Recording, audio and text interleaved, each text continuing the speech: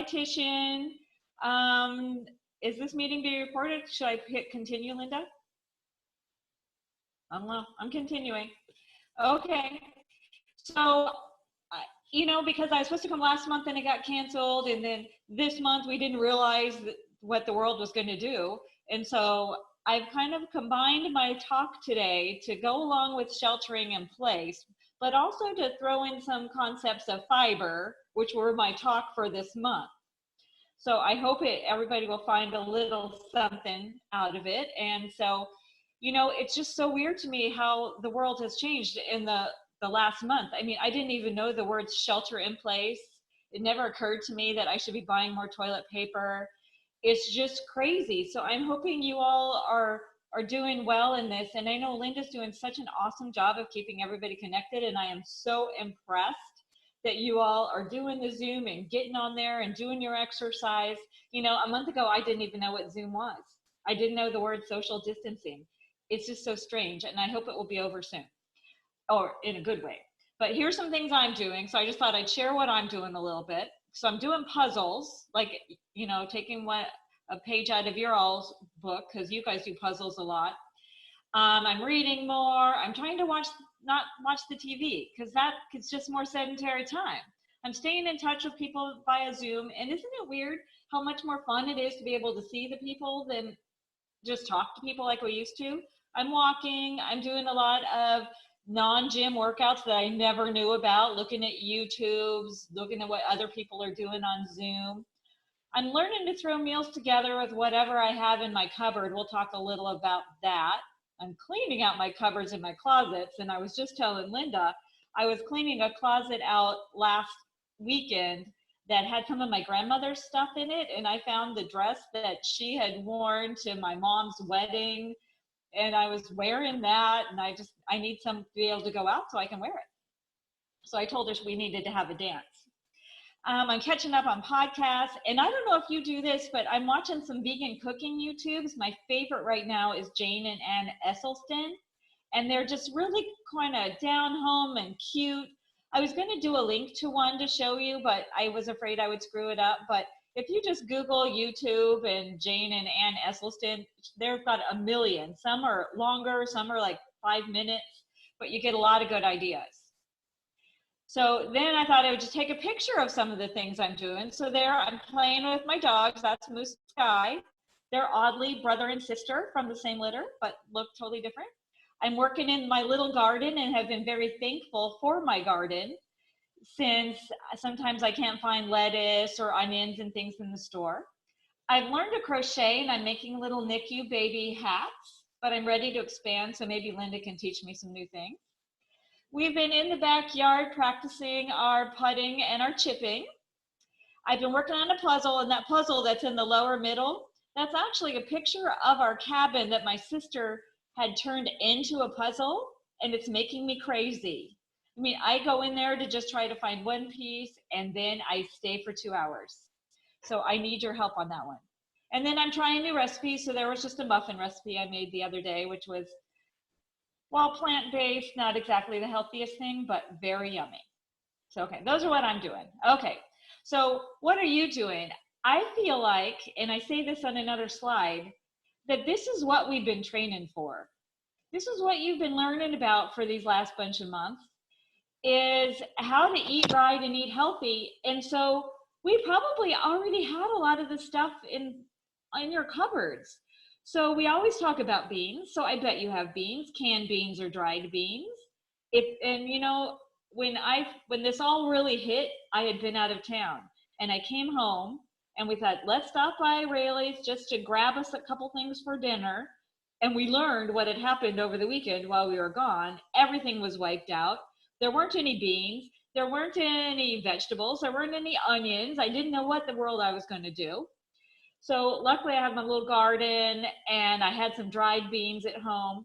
But, dried are going to last forever, so are canned, but they really can save you some money. I just happened to go to Walmart this week, where they had a pretty decent selection of the dried beans, the beans in the bag, and they were 48 cents for a pound bag.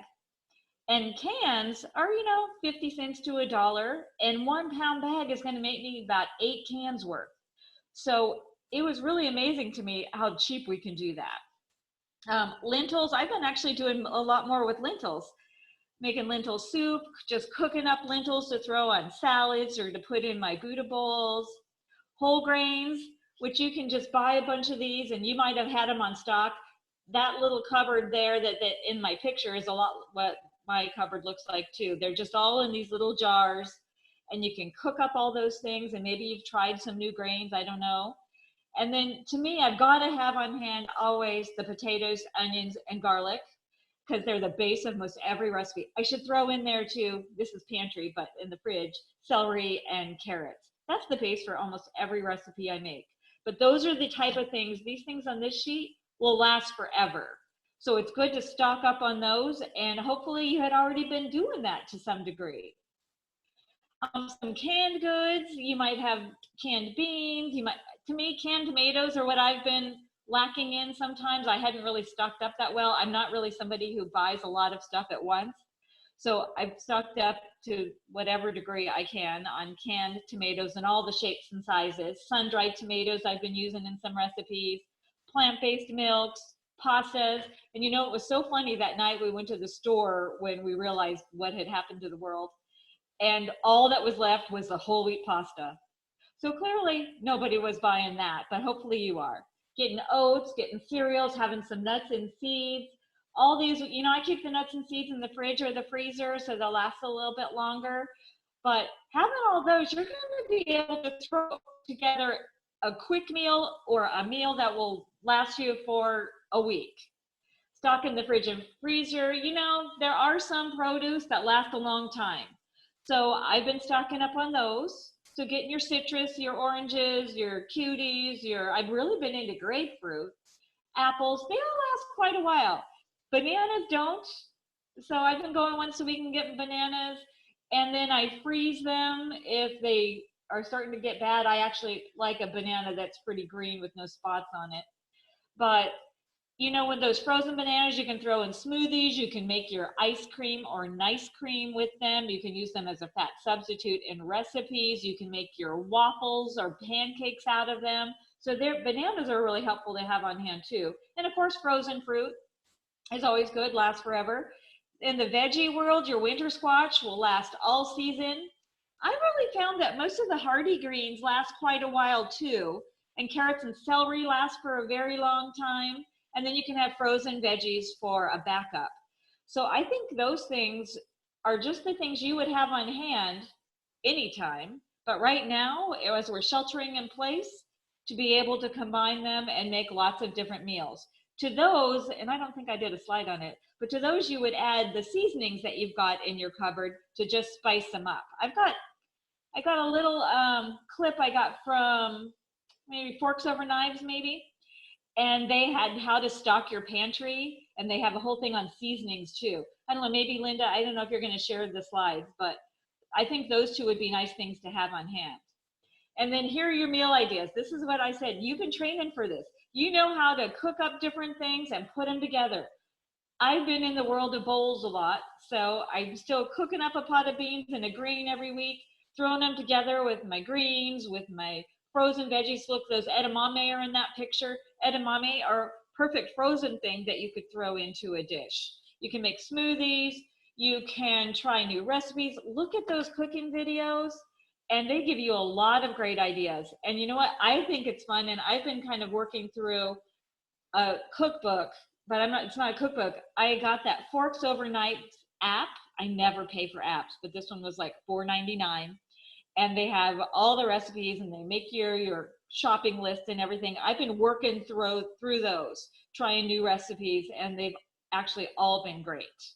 So if you got a cookbook in the cupboard, or you can just Google things, you know, you can just Google, this is what I have. I have kidney beans, and I have brown rice, and I have a can of tomatoes, and you'll get a million recipes of what to make. Okay, oh, this was the little I was telling you about. I've got two of them. This is from Plant Strong. That's the engine too. I actually, if you haven't listened to their podcast, now's the time. They have interviewed a lot of great people. They are following the Forks Over Knives kind of theory of whole food plant-based diets. But these are things that you could have on hand and throw together most any recipe. So I like the idea to call them the sparks, the things that just add a little extra flavor or fun to different things. And then the next one, and maybe Linda, you could share these two slides, is all the spices. And I love this. I've actually, because I cleaned out my spice cupboard, and you know how you have some that are like have just a little bit left. I ended up making some different spice combos. And this is a great idea to do them too. Like I have a little Mexican one and I have an Italian one. I'm going to try to make garam masalas on the Indian. And I just Googled that last night because it was called for in a recipe. And I don't have any, but you can make your own from almost everything that's in that column too. So if you've got a bunch of spices in your cupboard, even the old ones, you know, you can still use the old ones if you've got them. They just aren't as potent. But I love making the different seasoning mixes and having those on hand to jazz things up. Okay, so we are talking when you guys aren't talking. What I love when I'm usually there giving talks is that we're all talking about things and you're teaching me things. So I'm just kind of carrying on, and at the end, maybe we can chat a bit. So another thing, and you've probably been getting an email every day from somebody about building your immunity. So you're on the right track already. You're eating whole food, plant-based. All those things that help fight disease. We're trying to reverse heart disease. We're trying to reverse diabetes. Those are going to keep us strong from COVID-19 too. Moving your body, and notice it doesn't really say exercise, although exercise is a part of it, but just moving. We've got to be really careful about not just sitting on the couch and reading and watching TV. We got to get up. If you're doing that, get up every hour, every half hour, and move a little bit. We want to focus on our stress because stress is going to decrease our immune system. So yoga, meditation, prayer. I don't know, for the first time in my life, I'm actually caught up on my Bible study. I'm always behind. So, and I've been doing a little more yoga. So I think, and there's actually a move that I haven't been able to do in years that I've actually able to do now. So practicing reducing your stress, social distancing, yet staying connected, because we know the key to a long life is being connected and being part of a community like you all. But we now have to just do that with social distancing. And I think Zoom and you all tuning in all the time or during the week is really helping that. And of course, getting enough sleep. So those are all things that you've been training to do. So you are ready. You were ready for this big world change. Maybe you weren't ready for the whole toilet paper thing. That really surprised me. But we're ready for everything else. Okay, so that's my shelter in place. And now I'm going to change over just to a little bit about fiber. So fiber is something that we talk about all the time because it's good for our cholesterol. It's good for our blood sugars. It's good for our gut. It's good to keep us regular. So fiber is only in plant foods, and it's the indigestible part of a plant. So it's what we can't digest, but there's bacteria in our gut that can. So it's in all your fruits and veggies. Some powerhouses would be your beans, lentils, peas, the legume family. Nuts and seeds have a lot of fiber. Your whole grains, like whole wheat bread, whole wheat pasta, brown rice, wild rice. In the grain world, there's lots of grains. I've got another slide that shows a bunch of other ones, but barley, bulgur, quinoa, couscous, farro. And you know, I've branched out. I was kind of limited when we first had to shelter in place because I only had kind of some grains that I don't use very much. So I ended up having to figure out what to do with those. So I've been making those. And I remember one class we talked about, and I can't remember what happened, but somebody mentioned that they had gotten sorghum. I think it was Velma maybe. She'd gotten sorghum at grocery outlet. So I've been kind of fascinated by sorghum, but I can't find any. So if anybody knows where it is, you let me know. And then brands, wheats, oats, those are all high fiber. Now there's two types of fiber in the fiber world. There's an insoluble and a soluble fiber. So they're both good. You don't really need to count them. We want to include both, but I want to talk about the differences at some point. Okay, so benefits of fiber. The soluble fiber, I should have put that slide first. Think oats when you think oats, beans, barley when you think soluble. That helps lower your cholesterol.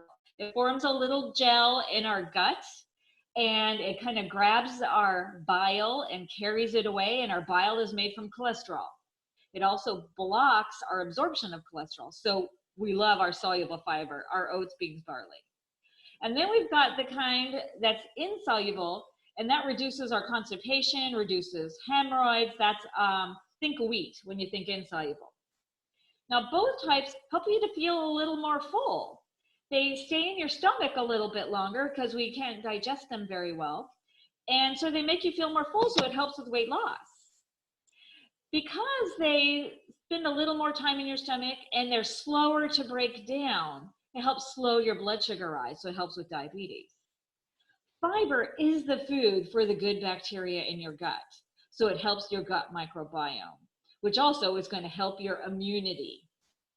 It lowers the risk of some cancers. Colon cancer, because it decreases our transit time, which is kind of the opposite of what I've just said. I just said it stays in your stomach longer, but the time it takes to get from your stomach out your body, that goes down. So things move through that part of your body faster. And it breaks down to this thing called butyrate in our colon, and that helps to inhibit tumor growth. So it helps reduce cancer. Helps reduce breast cancer because it binds to estrogen, helps reduce prostate cancer, helps with mouth, esophageal, and throat cancer. So we gotta love our fiber. So how much do you need? You know, it really depends on who you ask. Again, I don't feel like you have to count it. We just need to be getting good fiber-rich meals all the time. But if you ask for the, you know, our government and the food pyramid, or gosh, where'd that come from? Our My Plate people, USDA, they say for the ladies, 21 to 25 grams of fiber a day, and for the guys, 30 to 38 grams. I'll show you what that looks like in a minute. The American Cancer Society kind of lumps it all together. They say 25 to 35. So basically, to kind of combine both of those, aim for about 15 grams per meal. I'll show you how easy that is. And we love to see you get as much as 50 grams a day. If you've ever used My Fitness Pal, or if the students there have taken a look at your food diary and counted up, you know, we want to be looking at 40 or 50 grams a day. The average American only gets 10 to 15 grams, which is why we have higher heart disease, diabetes, gut problems. So we want to be focused on getting a little bit more. Now, the fiber is the indigestible part of a plant. And when you look at grains, fiber is the intact grain. I've showed you this picture a million times. So sorry if it's a repeat, but it just, I feel like we always need to see it. So here's a kernel of wheat, a kernel of oats, just a kernel of rye. So all kernels are the same in the aspect that they have bran on the outer layer. They have a little tiny germ at the, and you see that at the base there. And that's the little fat that feeds the kernel. And then they have endosperm. To me, I think of that as the white fluffy stuff, like in flour. So what happens is when we go to the mill, they take off the bran, that's where all the fiber is. They take out the germ, which is healthy fat and nutrients, and all that's left is the white fluffy endosperm. So that's what we as a nation have gotten more into. We just, the endosperm and not the intact whole grain. So you see some pictures there of intact whole grains. You see some wild rice, you see some brown rice, you see, I don't know, that could be barley, could be quinoa. It's hard to even tell, but those are intact whole grains, kind of the way they grew without getting modified very much in the milling process. Here's some other grains. You know, I just always tend to look it up when I'm going to cook one of these because I use the Instapot a lot and you don't use as much water. I used to always say 2 to 1. Most grains, it's 1 part grain, 2 parts fluid. But with the Instapot, you use a lot less because the fluid stays inside and you're cooking at pressure. So I just tend to always Google it. But there's some here. You got your barley, that helps lower your cholesterol. Remember, oats, beans, barley. You got your buckwheat, which oddly has wheat in the title, but is not wheat, it's gluten-free. We've got our cornmeal, where we're gonna make polenta, or we're gonna make grits. which I've actually been trying to make some grits, which I love. You got farro, which to me is very much like barley. So there's a lot of different grains. We tend to eat the same ones. And so I encourage you to maybe pick a new grain.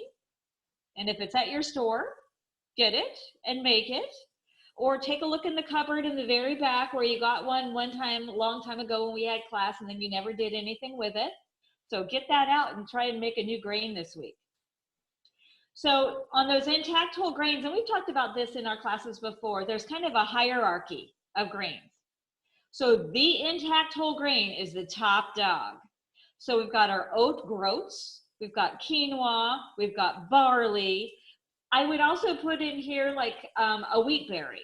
That would be the whole grain that you can still eat. It just takes longer to cook. But then they break them up a little bit sometimes, and that would be like bulgur. So as we go down, it doesn't make them worse. It just gives them a little less fiber every time. It's almost like they get a little digested as we go down. Then we got our, and I would put the broken whole grains would also be your steel cut oats. But then we steam those and roll them out, and then we've got oatmeal. And if you're saying, well, gosh, I thought I was doing really good with my oatmeal, you are. You're doing really good. It's still going to lower your cholesterol. But oat groats are the top dog, have much more of the fiber. Well, I'm talking 1 to 2 difference. Then they shred it, and then you make your shredded wheat. Now that's a little more processed. And then we grind up those wheat berries, and we make whole wheat flour, which is good, much better than white flour, but still not as good as the intact whole grain. And then you flake them, and you make your flake cereals, even like bran cereal flakes, or bran flakes, or raisin bran. And then you puff them, which actually is good too. It's just, it ends up being a little less fiber. So all of those are good, but the further up the chain is better. So you do what you got to do. I mean, we're not going to make whole wheat bread out of the, wheat berries. We got to grind it up a little. So it's okay. It's just focus on the intact whole grains when you can. And on that puff cereal, because I told you I've been kind of into the sorghum these days, or learning about it since I've not found any yet, but you can puff that. And I think amaranth and millet, you can too. You could like cook them like you would popcorn and they puff up. Haven't tried that yet, but I'm going to. I got all the time in the world to do it now. Now here's that insoluble fiber. Think wheat when you think insoluble. Now a lot of the foods, or fruits and vegetables in particular, are a combination of both. You hardly ever get just insoluble or just soluble. So I'm going to have you imagine something, because this is what I normally do in this class. And I couldn't figure out how to have you look at me do it. So I'm just going to describe it. So you would have, let's say, I usually use this little tiny flat sponge.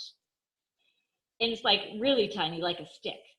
And I stick it in a cup of water. And when I pull it out, it's expanded. That's what insoluble fiber does. It attracts fluid and it increases the size of our stool. It makes a nice soft stool. So insoluble fiber doesn't really mix with water, but it attracts it and it absorbs it, and it increases in size. So this is what helps our GI health. It moves things through. It decreases that transit time to lower our risk of cancers of the gut. It's in wheat, but it's also in most of our fruits and veggies. It's in our beans and lentils and peas and our nuts and seeds, the foods we've been trying to eat more of anyway, right? And then soluble fiber, again, think oats on this, but also our beans and barley.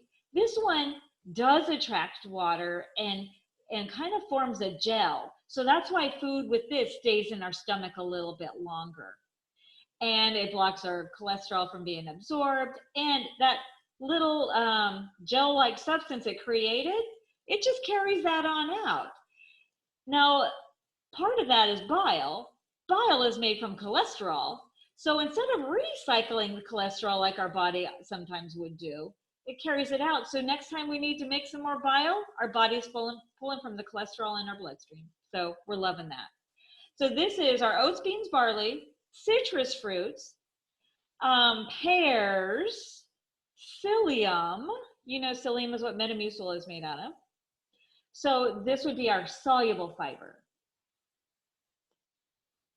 So if I was going to have a high fiber meal plan, this is just some ideas. You kind of think of it as a template and you substitute what you love. But let's say we're going to have a whole grain cereal or some oatmeal for breakfast, 5 to 10 grams. You're going to put some blueberries on that, a couple more grams of fiber. You're going to put a tablespoon of flax on that, you got a couple more. And you got plant milk, 1 more gram of fiber. Interestingly, regular cow's milk, no fiber. Plant milk's got a little bit. Then we're going to have some lunch. So I just picked a little hummus sandwich. So I got 2 tablespoons of hummus. Hummus is made from garbanzo beans or chickpeas, got a couple grams. Got my whole wheat bread. Now, the amount I did 2 slices. Now, often I say if you're going to do whole wheat bread, try to aim for at least 5 grams per slice. But that's kind of big bread. Not all of us eat that big bread anymore. So I went with my Dave's Killer bread, the skinny. So 2 slices is 6 grams. Then I'm just going to stack it high, higher than you see in that picture. Lettuce, cucumber, tomato. Maybe you're going to put some peppers on it. They have some radishes there. They've got some sprouts. Sprouting, another thing I've been working on, by the way. And then you're going to have an orange, 3 grams of fiber. That's pretty filling lunch. Okay, and then we're going to have some dinner. And maybe we're going to grill some tofu. Another thing I've been doing a lot of is grilling. And you're going to put that on a big old salad. So you're going to have a romaine lettuce or dark green leafies, hopefully as much dark as you can, with your carrots, your cucumber, your mushroom, tomatoes, all your favorites. Then maybe on the side you're going to have a little sweet potato. Maybe you're even going to throw on that salad some lentils. Look at a real powerhouse at 7.5. And then you're going to put a little avocado on there. You got a big Buddha bowl right there. So then maybe we're going to have some snacks. So maybe in the morning you have some raisins. Maybe in the afternoon you have some blueberries. Maybe after dinner you got some popcorn. So then if we add all those up, we end up with 50 grams of fiber. That wasn't even all that hard, was it? And you know, I don't have a slide on it, but I feel like I should mention about snacking. I don't know about you, but I find it hard when I'm at home to not snack. It's just really tough. I don't know, all the stuff calls you. So I think and snacking is okay. And remember, snacking is fine if you're hungry or it's going to be a while till the next meal and you're going to get too hungry. But be careful about your snacking. And I have to set a little rule for myself. I love little rules. But for me, I think if I want to snack, it's got to be a fruit or a vegetable. If I don't want that, then I don't really want to snack. I had to cut myself off from pretzels. They were doing me in. But really, be wise about your snacking. Okay, there you got my lecture for the day. Then plan ahead for your fiber-rich meals. And it goes back to our batch cooking. You know, maybe you make hot cereal for breakfast and you make enough in your Instant Pot or on the stove to last you 4 or 5 days. High fiber waffles, you know, when my bananas get kind of soft and I won't eat them, I make that oat banana waffle.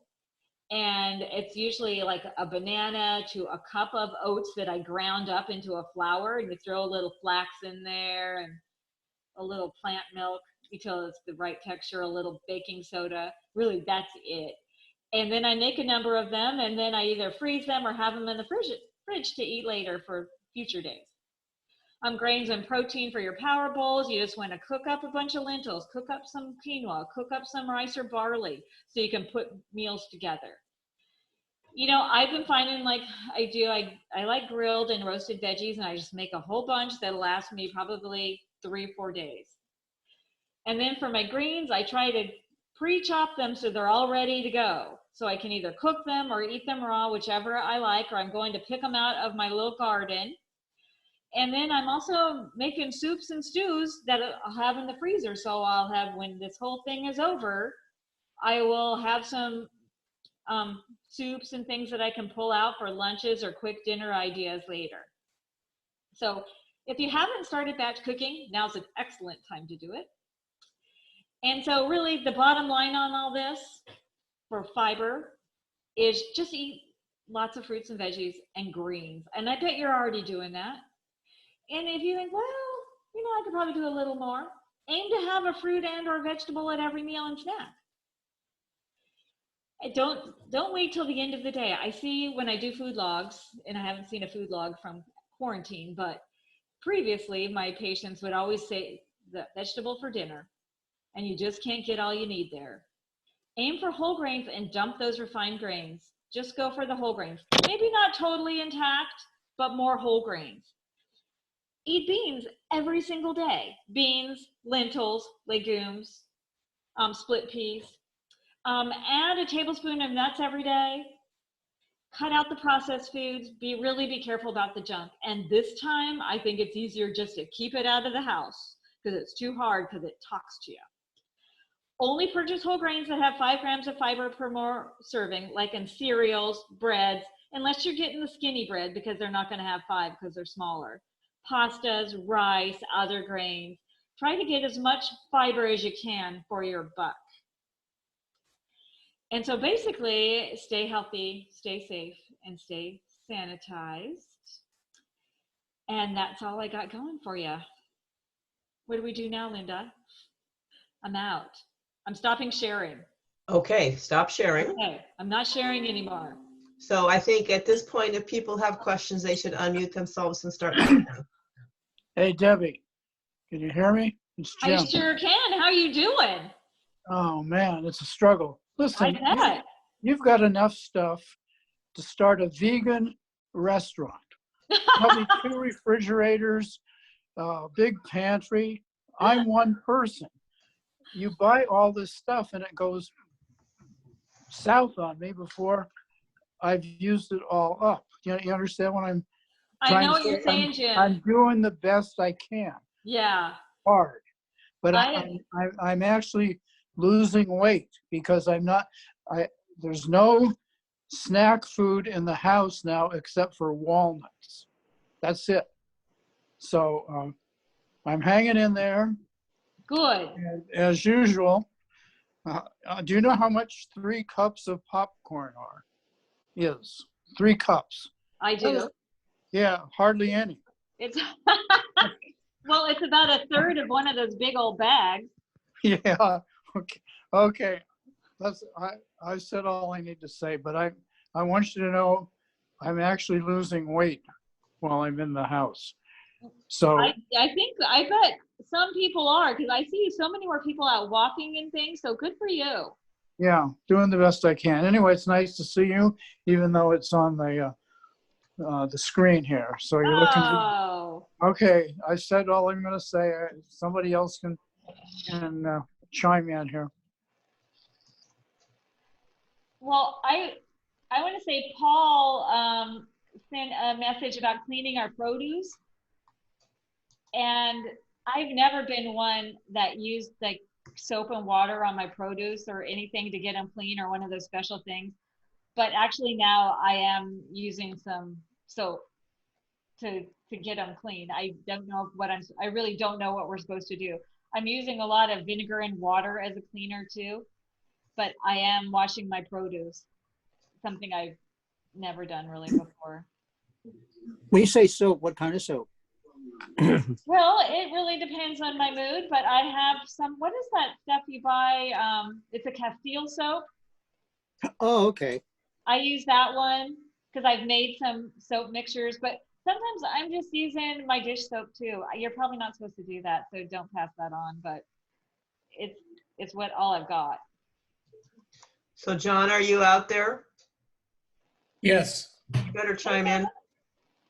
Well, okay. We've got Passover coming up, so I'm doing my ethnic, but it's not mine, contribution with oh, come on. Well, it's a quiche, but it's made with chickpeas instead of eggs. Yum. And the crust is matzah, whole wheat matzah. Oh, really? And it works like a dream. Uh-huh. I've done it before, and I just found a spelt matzah at the co-op, also whole grain. So I'm doing that, and then I just got 13 pounds of soybeans because I got shut out on tofu, and I decided to make my own. Oh, that's good. It has been hard to find tofu. I agree. Yeah, Mary's Test Kitchen has a recipe, And there's the residue after you squeeze out the soy milk. There's a recipe that makes vegan fish from those grains, spent grains. That's low fat, Really? high fiber, high protein. And I thought, well, okay, something that I lost 20 years ago, I can retrieve. So That's that's where fun. we are. I might have to create a poll question. Who is surprised that John figured out how to make his own tofu? Me. I'm sure it will be nobody. John never ceases to amaze me. So Tony looks like has a question. Is that right, Tony? Yes. Hi, Debbie. Hi. Last week, Dr. Lopez mentioned about washing your fruits and vegetables. And Did he have an idea? recommended just washing it, just water. And that's his own, that's what he does. You might want to talk to him. I should, because that's what I generally would have used, but now I feel like I need something a little bit more. I thought he was saying something because I was washing mine with soap, detergent, dish soap. And I Yeah. thought he was saying something about something leaching into it. You'll have to talk to him, but since he did say that, I've just been using water. Okay, thank you. I'm going to ask him because Okay. I never have done that before, but lately they just scare the heck out of me. Yeah, and thank you for your information. I enjoyed it. Oh, you're welcome. Thank you Okay. for chiming in. I would guess that if you were cooking the vegetable and you get over, 160 degrees, that you kill the bacteria. So it's Yeah. the raw stuff that you have to worry about. Yeah, that is true. You're right. And if you're washing dirt off, then you're going to get a lot of, stuff that's going to be on the raw. So Uh-huh. and then I suppose that if you're making something with a lot of acid like coleslaw, wouldn't that be something that would be antiviral or certainly antibacterial? Yeah, you're right. That's true. Debbie, I had a question in my chat when you get a chance. I answered. Oh, no, another one. Oh. No, I think I did. Oh, it didn't come out? Maybe I thought I sent it. Maybe you should just say it. It was private, Linda. Oh, okay. You two take that on your own. Oh. Okay. I saw it. Okay.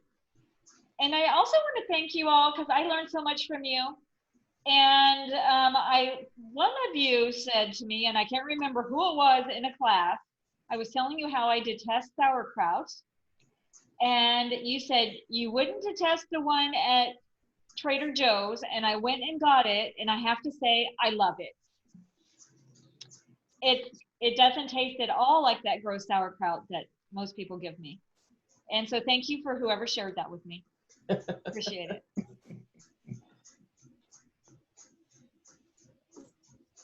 Yeah, Debbie, Yes. I have a kind of a comment.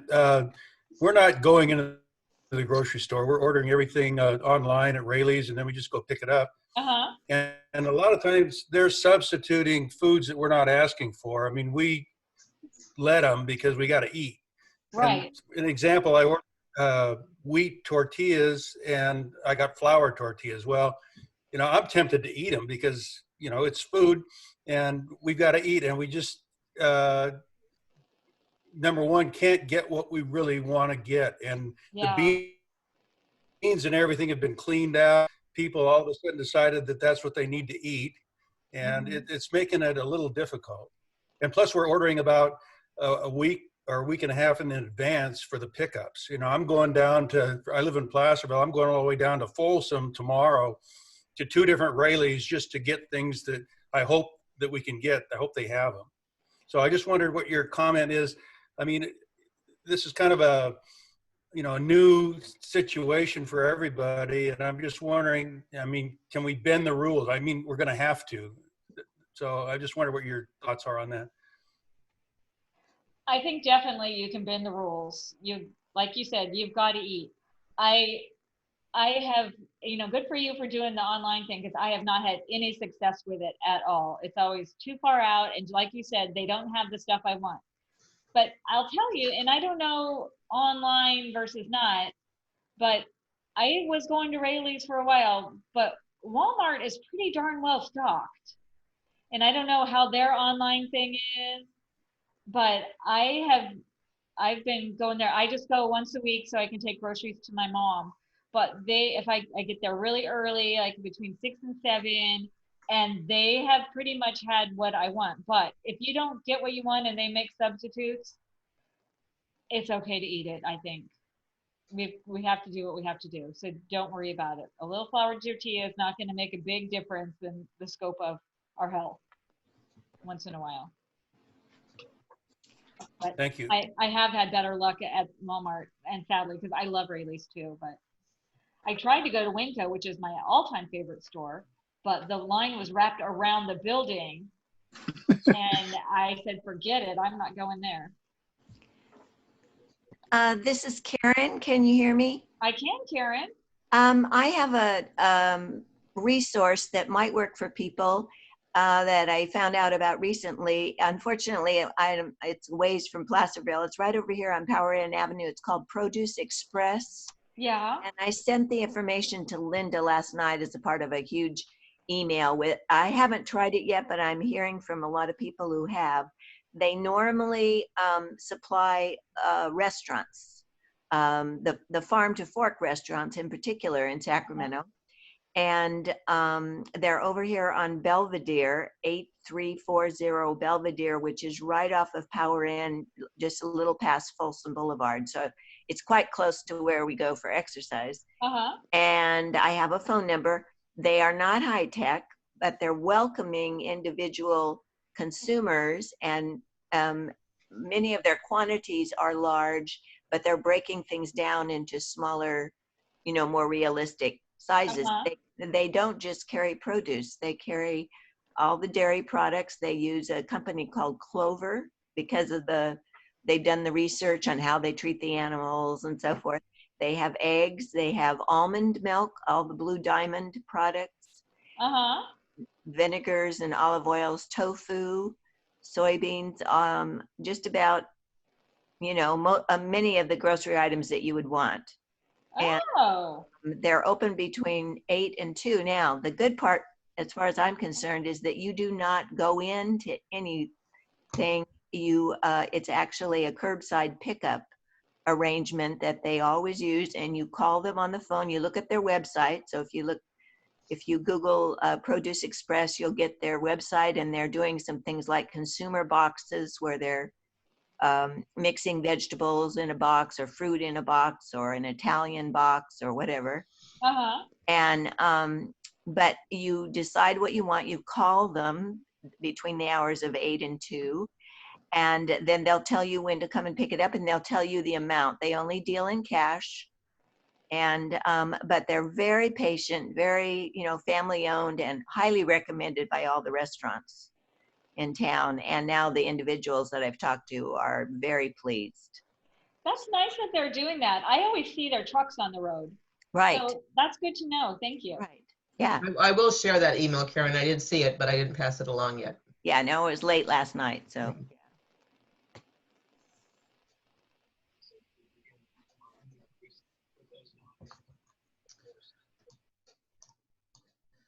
So Debbie, thank you so much. Thank you. And you and I can chat about when you're coming back. Okay. And everybody else, we do have a big day today, so hopefully you'll come back at 5 and interact with Samus Yasilis, the psychologist, a little bit. He's trying to keep us mastering our stress is the verb he uses, which kind of intrigues me that he thinks we're going to master it. I like Linda, that. will you be sending the slides from Debbie's presentation so we can look at all the grains and stuff? You And bet. do As long as she'll have to share it with me. And then I did record this meeting and I have no idea of my success of retrieving anything that I've saved in that realm yet, but I'm collecting some recordings so I can figure out what to do with them at the end. So this lecture was recorded and we'll see if I can find it now that I've done that. And I have no idea how that comes out, if the slides are part of it or not. So Debbie, please do email me your slides. I will do that. Okay. All right, everybody. Thanks for coming. Okay, thanks, everybody. So good to see you. Yeah. Take care, everybody. Bye. See you later.